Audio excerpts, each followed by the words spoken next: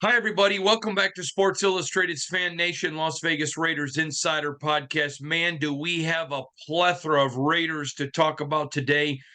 And to have that conversation, we talked with one of my best friends on planet Earth. We've been doing this now for, man, I keep forgetting, man, but isn't it like 14 years, 12 years? How long has this been?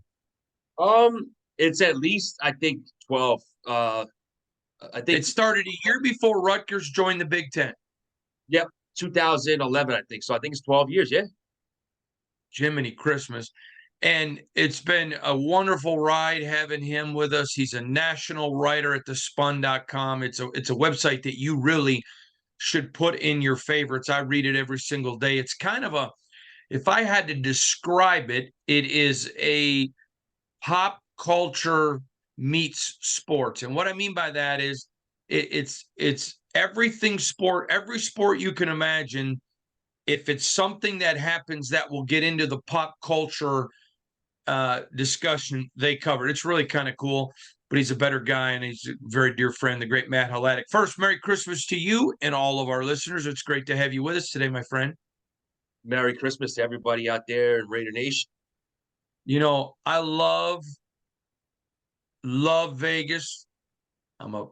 Michigan is my home where I'm from, but Christmas in the Big Apple, you just can't beat it. Rockefeller Center with the Rockettes, the ice skating, the Christmas trees, the city. I am not a big New York fan, but give me New York at Christmas time, and I'm just a happy camper.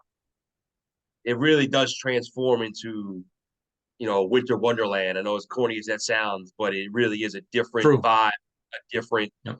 um, just everything around the city around this time of year. It's awesome. Shannon and I always like to fly to the Big Apple for a couple days. Can't do it this year, but rent a carriage, go through Times Square. It's just romantic. It's fun. It's a good time. So anyway, and then the best part for me is I get to see this guy. And when you get to see one of your best friends on planet Earth, it's a good day. All right, let's dig into the Raiders now. Nobody likes a late bye week. In fact, in all my years of covering, I've never heard anyone say they like one. However, it worked out pretty good for the Raiders, who were banged up and beat up, who needed the help. Great time for the Raiders to get a bye week last week. Yeah, like you said, I agree. Ideally, you don't want your bye to be too early or too late in the season when you see the schedule when it comes out. But there are times when it can be advantageous if it is a little bit later, especially if you're either slumping or you're a little banged up, and the Raiders have been banged up. Coming off two losses, no shame on those two losses. They were expected to lose to Miami and Kansas City, but you have 5 games left. You're trying to finish the year strong under Antonio Pierce. I think this is also a good opportunity for him to have his first bye week as an interim coach and use that time to work with his team and really kind of cement, you know, his vision and what he wants for the rest of the season, and also to state his case more about how he built things going into the offseason and next year if he's made the permanent head coach. So I do think this bye week, while not ideal, if you're building the ideal schedule from scratch, did help the Raiders with what had happened. Mark Davis is not going to hire Antonio Pierce based on what you or I think or any other media. He could care less. And I'm not saying he should, by the way. We're not a couple of guys that feel like we're entitled to our opinion being more than what it is. But there is a groundswell of support around the National Football League, players, former players, executives, for AP. This is a guy that's universally respected, universally loved. It's kind of cool to see this groundswell. And if he continues to win, and I think they're going to win Sunday, and then beat the Bolts 4 days later, I think the groundswell could turn into a tsunami. Your thoughts? I agree, especially if they do rip off these next 2 wins. I think that, and I believe I said this on our last podcast. Um, I'm not there watching and observing and talking to people every day like you are, but looking at it from a bird's eye view, to me, if Mark Davis has a name in mind that or names in mind that are proven long-term guys, that have been coaches successful in the NFL, or big coaches successful anywhere, and he wants to get them, he believes he can get them, then I understand going and hiring those people. But here's the thing: if he's just starting from scratch with this coaching search, or wanting to cast a wide net, so to speak, I would look really hard and long at keeping Antonio Pierce if things continue to trend well towards the end of the season. Because I mean, you might as well take a chance on a guy who's been in your building, who's worked with your players. You know what his philosophies are. You know what his beliefs are. You know how he's going to conduct business, as opposed to going outside of that for something unproven. Now, to be fair, when he hired, well, actually, I take that back, because look at the last time, he hired Josh McDaniels, who he believed was going to be an upgrade, and you had said he had his reputation from Denver. Now, you had said he improved from some of the negatives from Denver and things like that. He wasn't the same guy, but the results were the same. So, Yeah. and this was with the groundswell support for Rich Bisaccia. Now, listen, again, Rich Bisaccia replaced John Gruden. John Gruden was a guy who had won with the Raiders, won at the NFL level, and Mark Davis felt comfortable with giving the reins of the franchise. If there's someone like that out there this offseason, by all means, go hire him. If not, I think you got to take a look at Antonio Pierce. It's going to be fascinating to me. As you know, former college football great, NFL great, Braylon Edwards was on my show earlier this week, Tuesday. He was phenomenal, Matt. And you know this because you and I are friends privately. He and I are very close friends privately. And he knows AP super well. And he was just sharing, he shared with me along the way how he always thought AP would be a head coach. And on the show, he talked about it. But the thing that I think Mark Davis needs to be thinking about is this is going to define his legacy this hire. And up to now, you could say didn't have the money in Oakland, didn't have the stadium, didn't have the facilities. All those things are true, and all of them hurt the Raiders. None of them are true now. Best stadium in the NFL, best training facility in the NFL, flushed with cash, nearly $7 billion valuation. They're flushed with cash. Now it's just win. There are no excuses. I mean, you could come up with legitimate excuses, and we're not getting political, but there were free agents that didn't want to sign with the Raiders before because of the taxes in California. It was a significant raise to go to. I know free agents that didn't want to sign with them and the Rams, because if they go to a state with less or no income tax, it's a humongous raise. Facilities in Oakland, terrible. The stadium was terrible. The training facility was horrible. Guys, not one. I mean, there are none of those excuses. You couldn't give the contracts that other teams could because you didn't have the cash. That's not an excuse anymore. There are no excuses. And you have a franchise that's motto is just win, baby. You've already turned on Rich, not turned, but didn't hire Rich when your players wanted him. You want your franchise to be something where the players matter, and it does to the Raiders. It doesn't at most places, but it does with the Raiders. If AP continues to win and that groundswell continues, you're in a legacy defining. And if you go out and hire another guy, let's say that AP gets this team to 9 wins. I don't think he's going to get them to 10. He could. Gets them to 9 or 8 wins. And everybody wants AP, and you don't hire AP, and that next coach fails, which is a very good chance they will. If you hire AP and AP fails, then your legacy is, listen, I listened to my players. Now I'm going to go back and get another guy. It buys you more time. If you go get another guy and ignore him, this will define. I don't care if you fire him after 2. It doesn't matter. Your legacy is going to be, you didn't listen to your players twice. You had 2 coaches that took you to the playoffs. You fired them. It's where am I wrong? I'm trying to be fair. No, I agree. I think that if there is and listen, you don't want to always listen to your fan base and you don't want to listen to your players on everything. You can't let them run or dictate things, but you have to take that into account.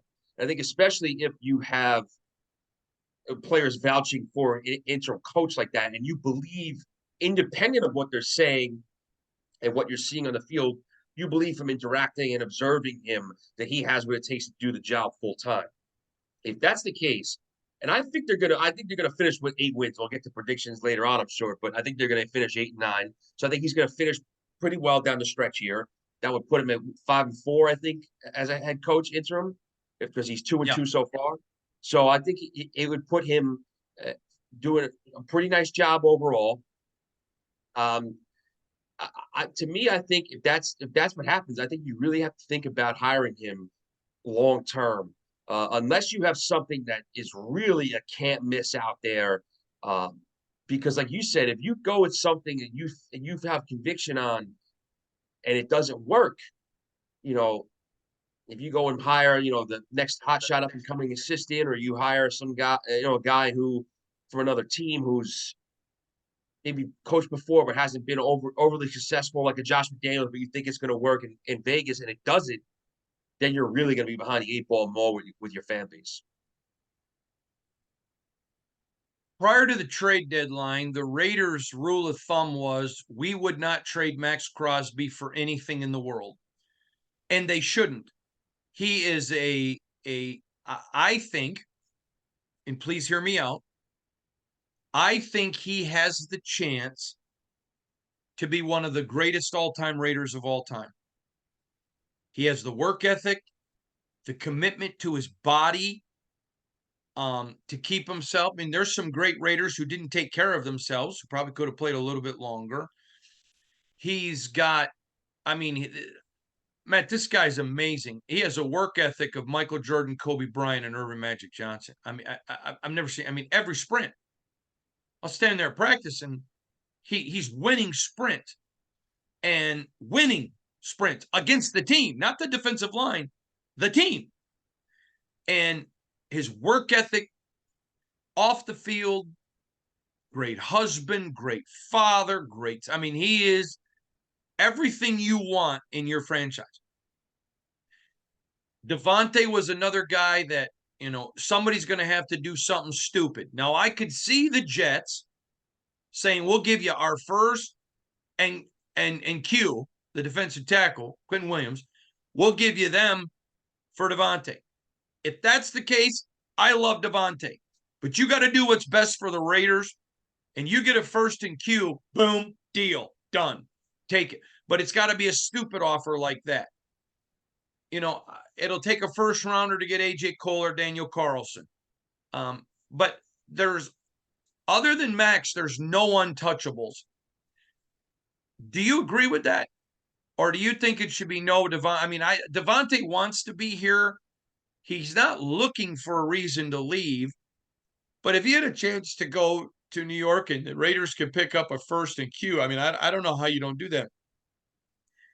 But there's a lot of building blocks here. You got a Robert Spillane. You've got, that defense is playing well. Your special teams is awesome. You've got a Josh Jacobs. You've got Devontae, Jacoby, Michael Mayer coming, Hunter. There's a lot of great pieces on this team. This is not a rebuild at all. And anyone who turns it into one,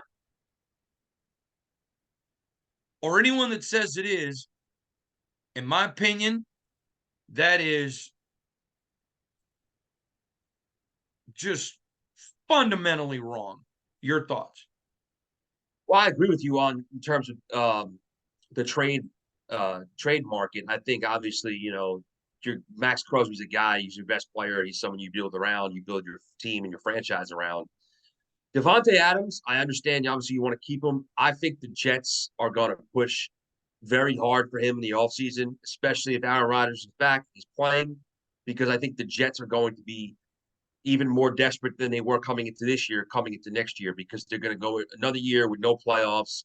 I think based on what's being reported and it seems like the GM and head coach are safe. I think maybe Aaron Rodgers' injury buys them another year. But they're going to be under pressure going into next year. And even if one or both of them were gone, whoever replaces them is going to be stepping into a situation where they're going to want to win as soon as possible, considering the playoff drought the Jets have. So I can see the Jets making an offer that the Raiders can't refuse, whether it's a first rounder and a really good defensive player like a Quinn Williams. I think they prefer to keep him, but they might give the Raiders just enough draft capital alone, or if they don't give him Quinn Williams, they could give him draft capital and another good defensive player. There's a lot of good young defensive players on that Jets team, where the Raiders are gonna have no choice but to turn it down. I mean, but to take it, not turn it down. Other than that, I mean, I don't know. I wouldn't trade a Colton Miller who's a left tackle. I wouldn't trade a guy like Robert Spillane, who you signed for a couple years to be one of the key figures in your defense. The Josh Jacobs situation, obviously, they have to figure out what they're doing with him long term. But I think that you see that there's a lot of pieces that are still going to be here next year. And whoever the head coach and GM are, they're going to try to augment that roster with additions in the offseason and build on however this year ends. I agree with you, but here's my point. And if I don't believe Champ Kelly would say this, so I'm not pointing at Champ, but if he did, if Champ Kelly got the job, or if Mark goes in a different direction, hires a different GM, if Mark or whoever the GM says this is a rebuild or they treat it like one, that is football malpractice. There are some holes that need to be filled, but this is not a rebuild in the least bit. And anyone that says it is covering their incompetence, because that's not what this roster is. And I know that's a very strong statement, but I stand by it. When you look at Dylan Parham's a bright young offensive lineman who's coming. You look at Colton Miller, who is one of the best left tackles in all of the game of football. You look at Patrick Graham and his merry band of misfits and what he's doing on defense. Just don't touch it. So leave it alone. Add to it. Add pieces to it, but don't mess with it. When you look at the receiving core and you look at Josh Jacobs, when you look at the tight ends, there are so many weapons. Yep. Go, grab some linemen on both sides of the ball, do some little bit of adjustments. But dear God, this is not, again, football malpractice. If anyone treats this like a rebuild or calls it one, that's just buying time and it's horse crap, and I'll call it out. All right, I want to move to Josh Jacobs. I believe with the way he's played this year, now, I don't want to be a revisionist, and I'll take full accountability for what I said. I would not have given Josh the fifth-year extension because up to then he had not shown the ability to stay healthy. And I said, you know what? Let him play out year 4 and let him show you his health, and then you go to a deal. They did. He was phenomenal. He comes into camp. Well, at the end of camp, he's been really good this year. If I'm the Raiders, I go to Josh Jacobs, and I believe this deal would fly, and say, listen, we're going to give you a 2-year deal right now, or we'll even give you a 3-year deal, but here are the numbers you got to hit in year 1 and 2 to guarantee year 3. And I don't think they need to be difficult numbers. Just put 1,000 yards. But if in year 1 and 2 you get 1,000 yards, it automatically extends in year 3. Year 1 of the extension, $12 million. If you get certain incentives, year 2 it's a 12-year deal automatically. 2 years, $12 million guaranteed. With extensions, with incentives both years, it can get it to 14. And if you hit 1,000 in year 1 and 2, year 13 is fully guaranteed for $14 million. I think that's a fair deal. I think it protects them against a running back falling off. And the deal's done. You don't have to worry about it. You got one of the best running backs in the NFL locked up. What do you think of that deal? I think that, the way that he's played this year, the way he's showed up, carried the ball, and answered the bell on a contract year, especially where there was a little bit of, acrimony maybe coming into the year about not getting a long-term deal, does say a lot about Josh Jacobs. I think the Raiders would want to build around him. I think it's a similar situation to what the Giants are dealing with out here with Saquon Barkley. where their running backs drafted. Jacobs was actually drafted a year after Barkley, but they played out this year on the 1 year contracts, and they don't have any long term deals. So I think I think that's a smart structure. I think it's something that doesn't tie you in too long term if you're the Raiders, where you're really regretting giving a 4 or 5 year deal to a running back who's going to be around 30, 31, or around when it's over, and then you look foolish when you have to eat a lot of dead money. I think the structure is sound, and I think that Josh Jacobs seems like he might be amenable to that, depending on how he feels about the Raider organization. And I also think that if I'm the Raiders and I go to him with that, he doesn't take it or is willing to test the free agent market. I don't necessarily think that's the worst thing in the world. I think you still have to be careful with how you pay running backs in the NFL, even ones as productive and reliable as a Josh Jacobs. Yep, and again, I'm very impressed with him. I've always liked him. I liked him going back to Alabama because, as you know, my relationship with Alabama and some of the coaches and stuff. But I always liked him. But there's a real maturity in him now. He was a kid, and sometimes we forget, fans forget, because they don't know the guys personally. They see the helmet, the warrior, but sometimes they forget these are kids, and he's really matured. I'm really proud of what he's become as a man. Just he's really growing up. He's a good kid. All right, moving on now. I want to talk to you about Patrick Graham.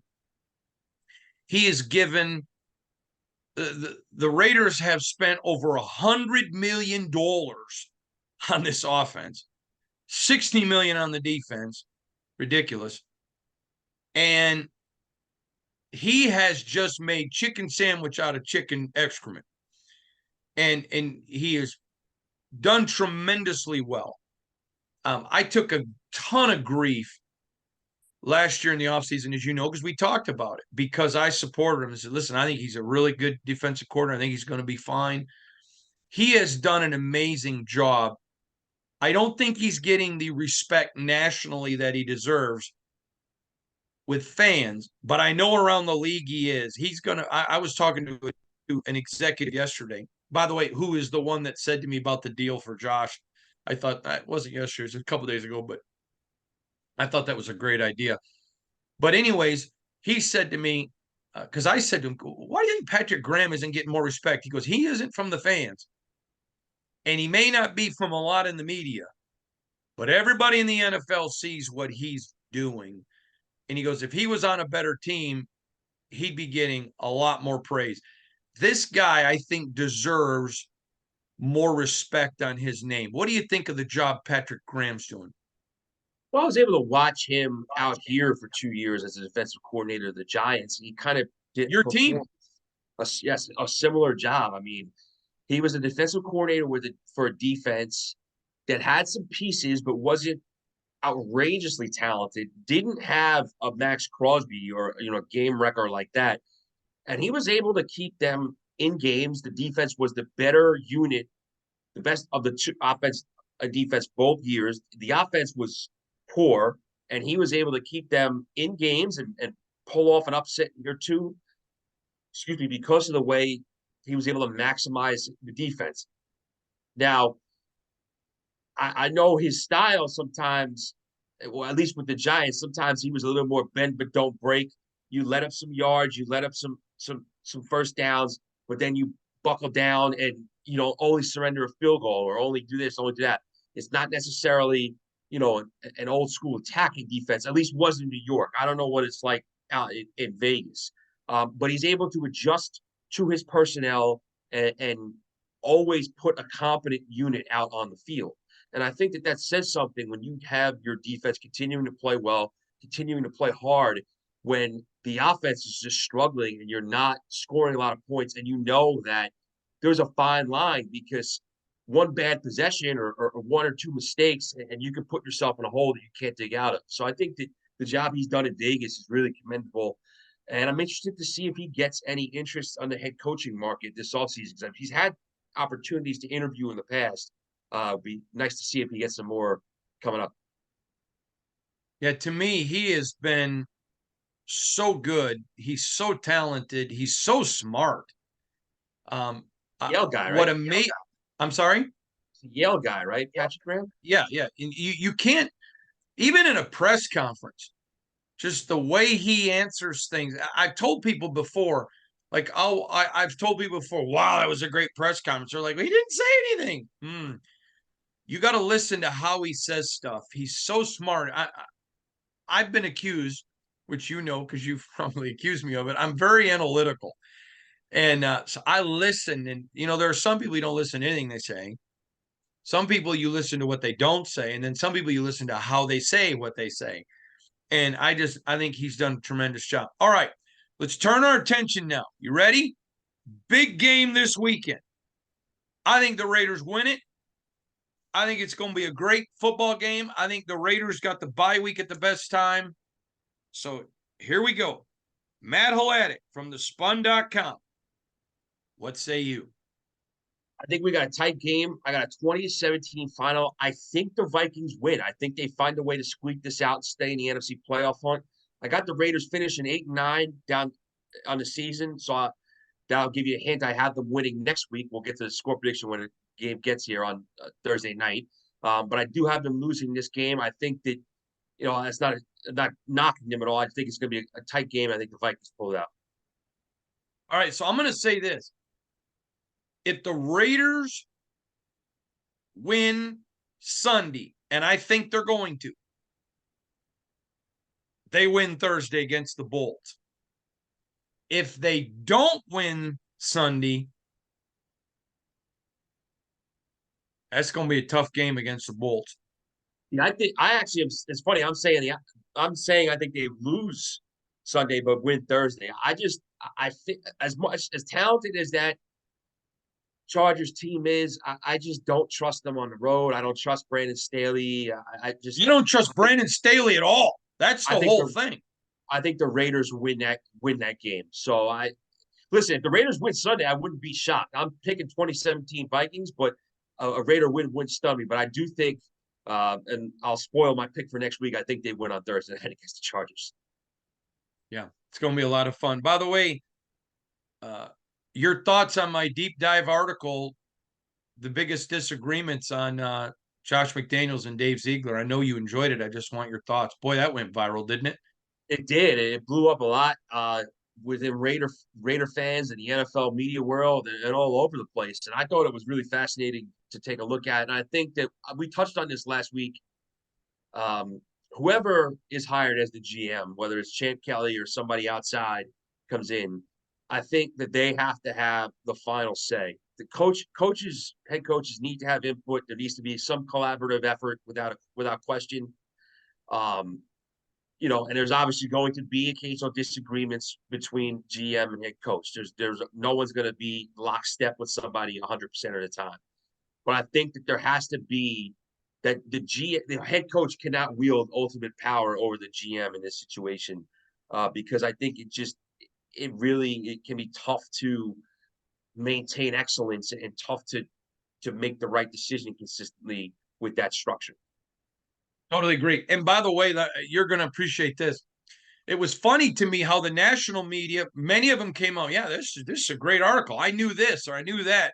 A lot of it is stuff I had told you privately as the season went on and in the off season. But my critics, if they hated that article, my next one is going to really rock, and it's going to be with somebody on the record, not just sources who I have to protect anonymity. It's going to be fun. I'm so excited about that one. I can hardly say it. Listen, from all of us here at Sports Illustrated's Fan Nation, Las Vegas Raiders Insider Podcast, Merry Christmas to you.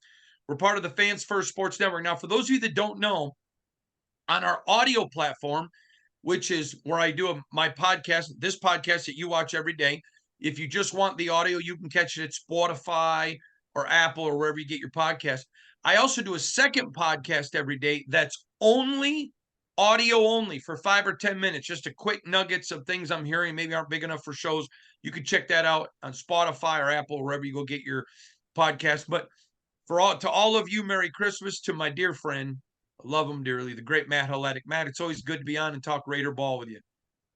Always a pleasure, and I looking forward to talking to you in a few days and checking in before that Thursday night game. All right, hang on a second. I want to talk to you off camera and share something with you about my next article. We appreciate y'all. Have a great day, everybody. Merry Christmas.